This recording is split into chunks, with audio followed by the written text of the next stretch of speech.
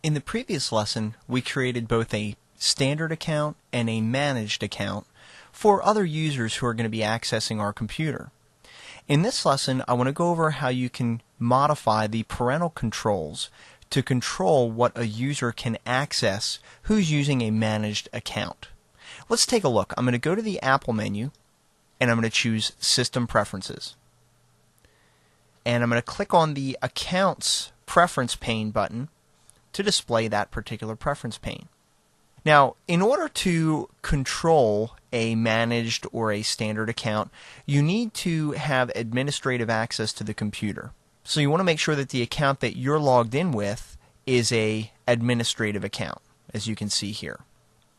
So what I'm going to do is I'm going to click once on the lock in the lower left corner, and I'm going to enter my administrative password.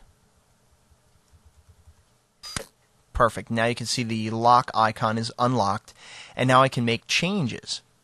So I'm going to come over here to the L02 account that we created, and you can see that this is a managed user account.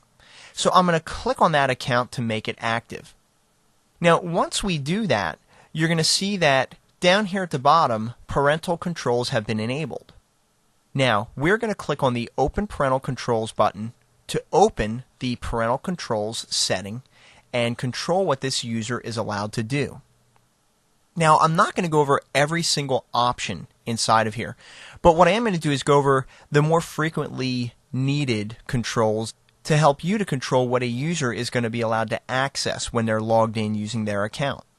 So down here, if you wanted to limit the applications that a user can access when they're logged in using their account, you can click this Only Allow Selected Applications checkbox. Now right now this is unchecked, and what that means is that there really is no limit to what applications they can launch and use. However, if I turn this on, it's automatically going to be limited to a certain amount of applications.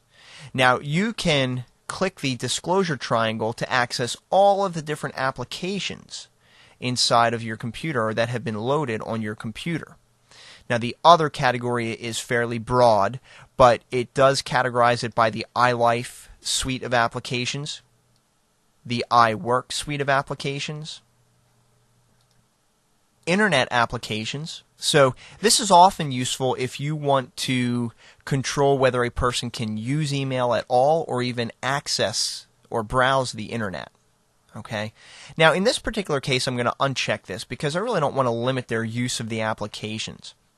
Down here at the bottom, you can see that the user is allowed to change their password, and that's useful because the password is specific to their own user account, and you want them to be able to do that.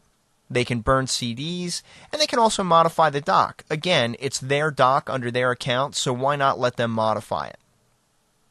Can administer printers is unchecked by default, and this is probably a good idea so that they can't add printers on their own or modify them.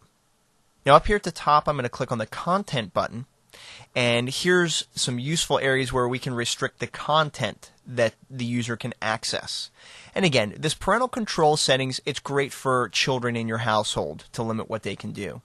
Hide profanity in dictionary. This prevents them from looking up inappropriate words using the dictionary or thesaurus or even Wikipedia, which is an online knowledge base that they can access. So this makes sense. Down here under website restrictions, allow unrestricted access to website removes all limitations. The default is try to limit access to adult websites automatically. You can't rely on this solely, but it is definitely a good starting point.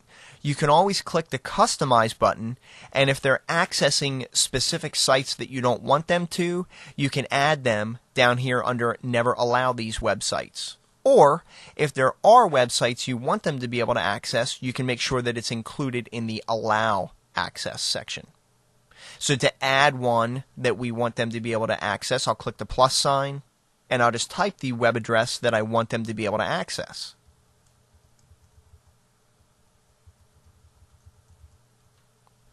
And now we've ensured that they can access the Apple website.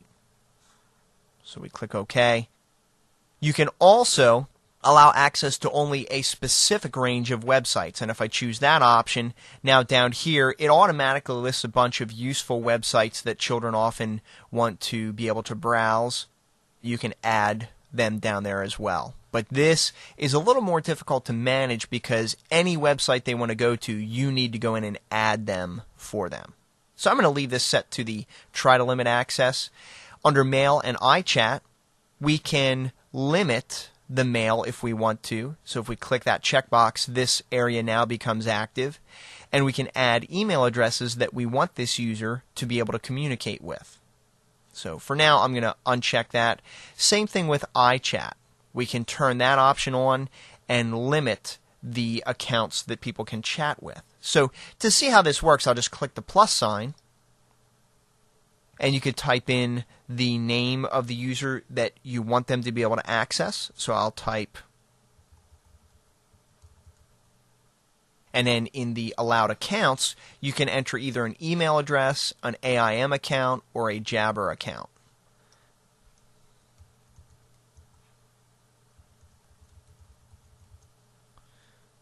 And then when I click the add button, it's going to add that email address. So now this user can communicate with that person.